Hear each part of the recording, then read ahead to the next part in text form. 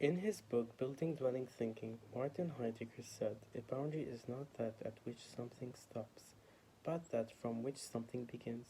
It's presencing. According to Martin Heidegger, space is not endless and universal, but bounded. Space is thus a framed or otherwise a delimited phenomenon that does not exist prior to the creation of the boundary. It exists because of the purpose of form. Space allows us to dwell not only because we feel somewhat protected by its limits, but also because it is these limits that allows us to experience space as presence. Boundary is a place of contentment, but as well a place of ongoing struggle. To begin is to open out from the boundary as the opening appears as the possibility of action.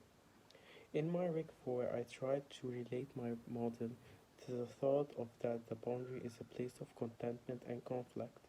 My idea was to push and pull the ground because it became a limit action. As for that, the earth was the boundary. So the boundary is the notion of the skin, skinning the ground as a boundary where the ground is barely pulled out.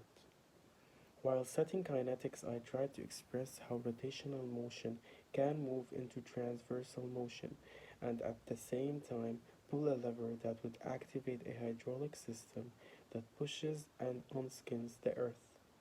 As I moved forward to my final model, I interrelated the idea of the boundary with the notion of the skin, where the boundary now turned from skinning the earth to skinning the volume in space, the incoming cylinder.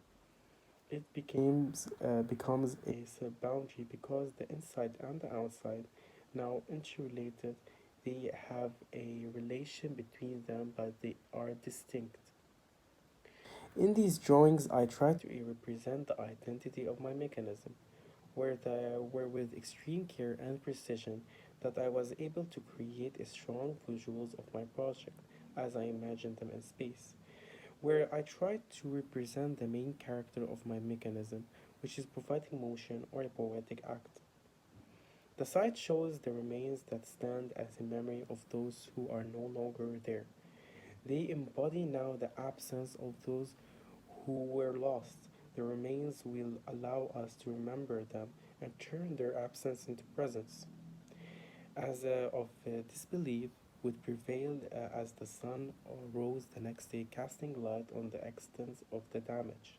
The silos were also a refuge through the years of the war, as there was down storage on the ground floor and corridors. Imagine how solid the building was, and now it is the victim. Our entire project is based on how we can revive the area after what happened, where a site now allows for things to grow. As for there is grains on the side that began to sprout, so the grains are some kind of a symbol of hope, and that we can continue but never forget what happened.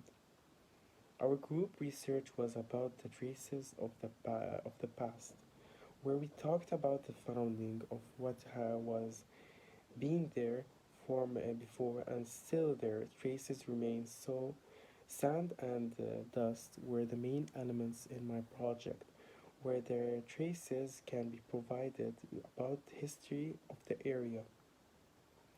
I chose to represent history in my project through picking the tramway as a point of inspiration. It is since it goes in one direction and doesn't change its path. The government removed it because of that.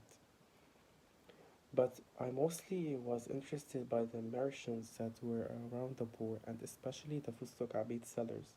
But during the Civil War, all the merchants that used to sell their items in the Beirut old souks had to flee the area because it was shot at and found refuge near the Corniche to continue selling and to continue resisting and continue surviving. They disappeared as multinational chains took over the area, so it became rare to find these merchants. As you can see in my model, I use a Scotch yoke mechanism, which converts rotational motion into linear motion.